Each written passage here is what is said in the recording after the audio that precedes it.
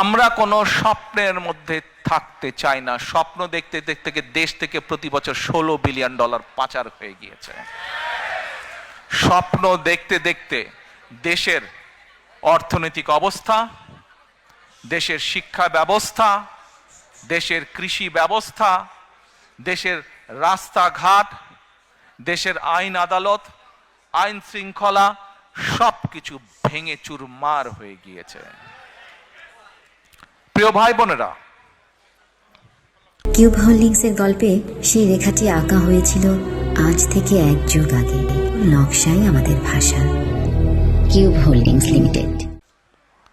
আপনারা যদি একটু রিসার্চ করেন আপনাদের মতন করে, দেখবেন প্রথম যখন শহীদ রাষ্ট্রপতি জিয়া রহমান দেশ পরিচালনার দায়িত্ব পেলেন, তার আগে কি অবস্থা ছিল দেশের? সেই খাদের কিনারা থেকে উনি তুলে নিয়ে এসেছিলেন দেশকে।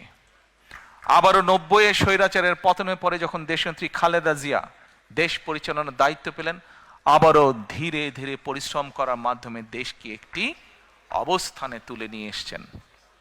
এটি হতে পারে প্রকৃতি বলেন, ইতিহাস বলেন, বাস্তবতার একটি নির্মম চিত্র, বা কিভাবে বলবো আমি নিজেও ঠিক জানি না। বাট বাস্তবতা হচ্ছে, যখনই এই দেশের স্বাধীনতা সার্বভৌমত্ব হুমকির সম্মুখীন পড়েছে, যখনই এই দেশের স্বাস্থ্য ব্যবস্থা বলেন, অর্থনৈতিক ব্যবস্থা বলেন, সবকিছু ভেঙে পড়ার উপক্রম হয়েছে, তখনই সেই দায়িত্বটা, সেই কঠিন দায়িত্বটা এসে পড়ে বিএনপির উপরে। প্রিয় ভাই বোনেরা, আমরা দৃঢ়ভাবে বিশ্বাস করি বাংলাদেশ জাতীয়তাবাদী দল, বিএনপির প্রতিটি নেতাকর্মী, শহীদ জিয়া, দেশনেত্রী খালেদা জিয়ার প্রতিটি সৈনিক, আমরা দৃঢ়ভাবে বিশ্বাস করি যে ইনশাল্লাহ আগামী ফেব্রুয়ারি মাসে যে নির্বাচন, সেই নির্বাচনে বাংলাদেশের মানুষের সমর্থন নিয়ে বাংলাদেশ জাতীয়তাবাদী দল সরকার গঠন করতে সক্ষম হবে। এক মিনিট, সমস্যা তো তারপরে, বিপদ কিন্তু তারপরে। আপনারা যারা খুব খুশিতে তালি দিলেন, হ্যাঁ খুশি আপনারা হতেই পারেন। দেশের মানুষের সমর্থন নিয়ে যদি আমরা ইনশাল্লাহ সরকার গঠন করতে পারি, অবশ্যই আমরা দেশের মানুষের কাছে প্রতি যেরকম আমাদের কৃতজ্ঞতা থাকবে, একইভাবে তাদের কাছে আমাদের দায়বদ্ধতা থাকবে, জবাবদিহিতা থাকবে।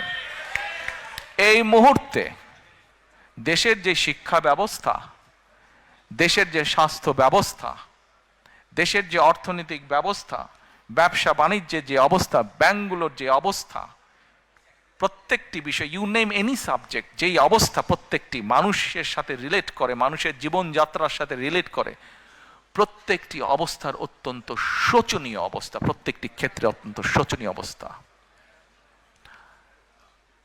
আমরা বিশ্বাস করি, আমরা শহীদ জিয়া, দেশনেত্রী খালেদা জিয়ার সৈনিক যারা, আমরা বিশ্বাস করি ইনশাল্লাহ মানুষের সমর্থন নিয়ে আমরা সরকার গঠন করতে সক্ষম হব।